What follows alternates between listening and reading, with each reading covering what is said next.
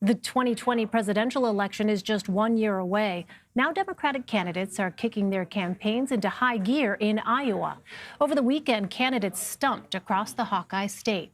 CBSN political reporter Caitlin Huey-Burns has a look at the campaigns that are gaining ground there and those that are starting to slip. With 3 months to go before the Iowa caucuses, Democrats are feeling the crunch. Hello, Iowa Democrats. Some campaigns are surging. Thank you, Iowa Democratic Party. Others are reshuffling. I'm all in Iowa. I'm all in. And one is packing it up. We do not have the means to pursue this campaign successfully. A new poll in Iowa shows Elizabeth Warren leading the pack, followed by Bernie Sanders, Pete Buttigieg, and Joe Biden. 2020 is our time. In campaign events across the state over the weekend, it was Warren and Buttigieg who drew clear contrasts with each other. We will fight when we must fight, but I will never allow us to get so wrapped up in the fighting that we start to think fighting is the point. Anyone who comes on this stage and doesn't understand that we're already in a fight is not the person who is going to win that fight. And while Biden leads national polls, Let me get right to it.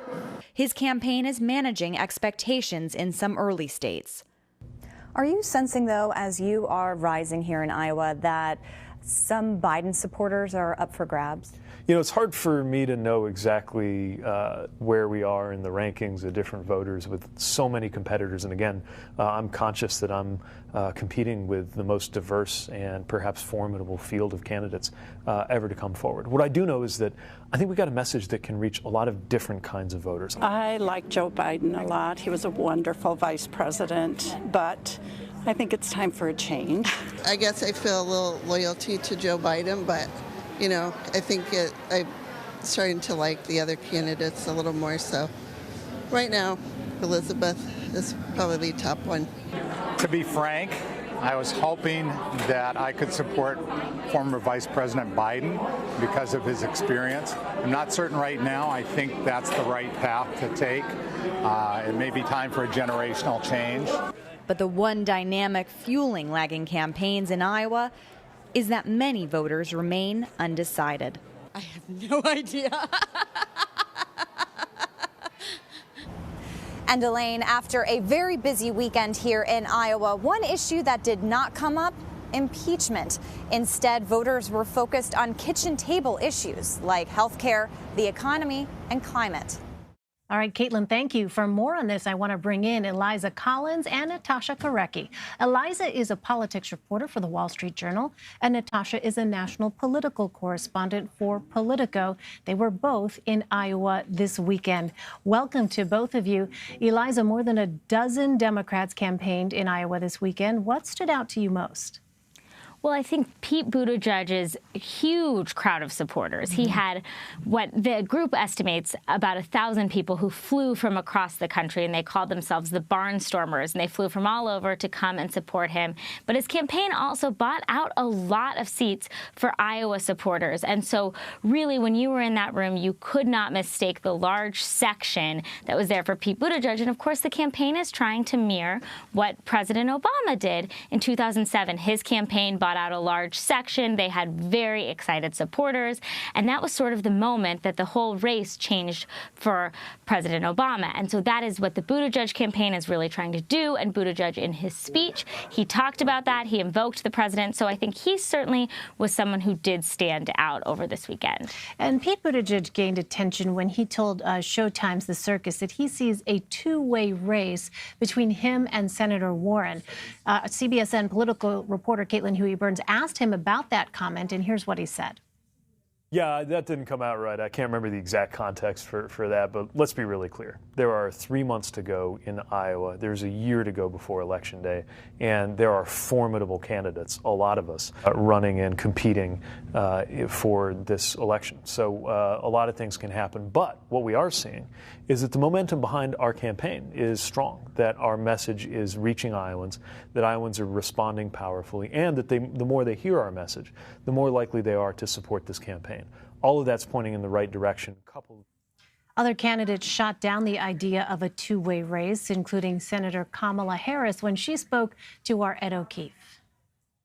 Well, I think that's just it's naive for him to think that at this point the fate of this election has been determined. Just look at history. You might need to review past elections to know that what's happening right now is not necessarily determinative of the outcome. I mean, Natasha, that reaction was quite something from Senator Harris. And even Pete Buttigieg saying, you know, that didn't come out right when he talked to Caitlin. Are we starting to see now the gloves come off as these candidates really go after each other more as we get closer? That's exactly what we're seeing right now. I think this was a turning point in the 2020 race. They're definitely more directed attacks at one another. We saw that in just some of the clips you just played. And in a lot of the back and forth with Warren and Biden, with Warren and Sanders, and now with Buttigieg. Yeah, it's definitely becoming, we're turning toward a point in the race when the different candidates know they have to make distinctions. They have to start getting out in front of each other, and they have to respond when they're attacked. Well, Eliza, Beto O'Rourke announced he was dropping out of the race Friday night. What kind of response have you seen to that announcement? Well, I think there was a lot of shock on Friday because, of course, he was there. He was ready. He was supposed to speak that night. He had supporters. There were signs. You know, he had people similar to what I was talking about earlier with Pete Buttigieg's supporters. He had people who had flown in to support him. And so there was a lot of shock at him getting out of the race. And, of course, he said that, you know, basically finances, he could not go on. It was not looking like he would make the next debate stage. And so we really are in a winnowing phase here. The requirements for the debates are getting harder. It is an increasingly expensive race, and it's also becoming increasingly clear it might not be a two-way race, but there are, you know, really four top candidates and others who are in the low single digits at this point, and it just gets harder and harder to hold on. I want to ask about Medicare for All. Senator Elizabeth Warren's campaign tried to clarify this weekend whose taxes would be raised to pay for Medicare for All. Natasha, is her answer clear at this point? No, it wasn't. She actually ended up taking a lot of heat for her answer in Iowa, which was that only billionaires would have to pay higher taxes. And, you know, there was a round of fact checks after that seemed to indicate that, no, that was not, in fact, the case. I think what we're seeing here, though, is that, and what's very interesting is that every time there's a candidate who rises to the top, someone's going to knock them down and they're going to get attacked more. And that's what's happening with Warren right now. And it's probably what's going to happen to Buttigieg very soon. We saw it with Biden from the moment he got in the race. So I think everyone's going to take their moment in the sun. They're going to take a lot of heat, and it's going to, you know, remain to be seen who is still standing by the Iowa caucuses in 3 months. Right. Well, and Natasha, you have a new article out with the headline, Dems tiptoe around, quote unquote, Pocahontas and Hunter as Trump licks his chops. How worried, Natasha, are Democratic strategists and campaign advisors that some potential Republican attack lines have not been consistently tested in this race so far?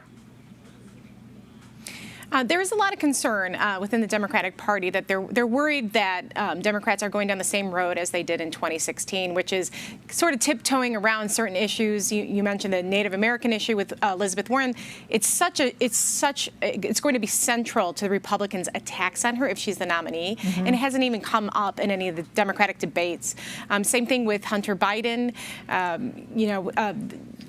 Cory Booker stood in front and took a bullet for Biden on that question in the last debate. And these are all very vulnerable issues for them. So there's a lot of concern that these candidates are not truly being battle tested in a way that they need to be, because Donald Trump is going to do whatever he needs to do. And, there'll be no holds bar with him. Yeah. And, they're not getting battle tested in the way that they need to be. Yeah, it'll be really interesting to see if at the next debate, some of that dynamic changes and maybe some sort of sharper elbows are thrown. All right, Eliza Collins and Natasha Korecki, thank you both very much. Thank you.